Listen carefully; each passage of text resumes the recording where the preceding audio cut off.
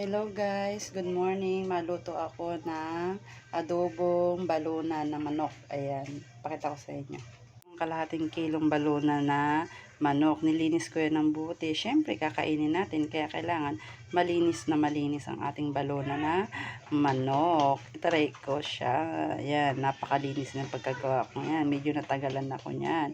Ang paglilinis ng balunan ng manok.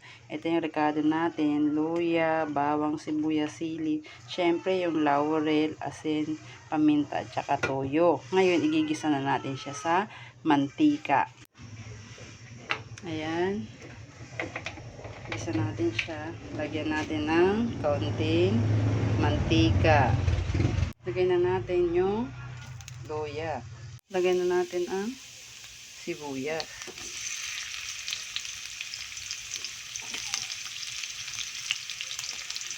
Lagyan na natin yung bawang. Yan, lagyan na natin yung balunan ng manok.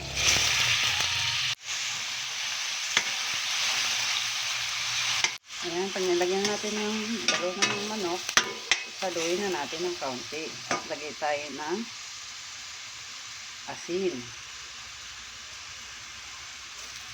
paminta, natin ang sili, laurel, papasarap ng adobong sa ating balunan, toyo.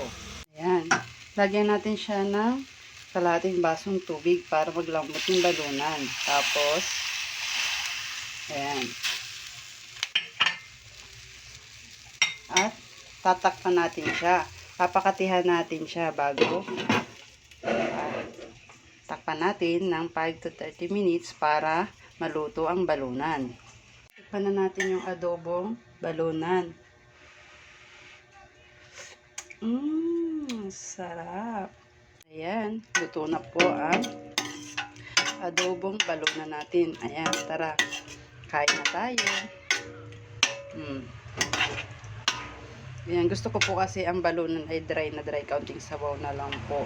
Ayan.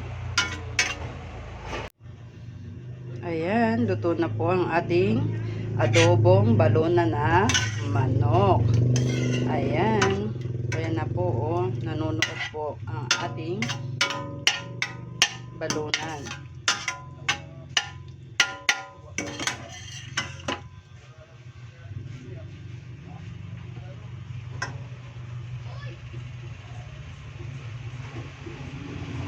Ayan, yum yum yum. Luto na po ang ating balunan na manok.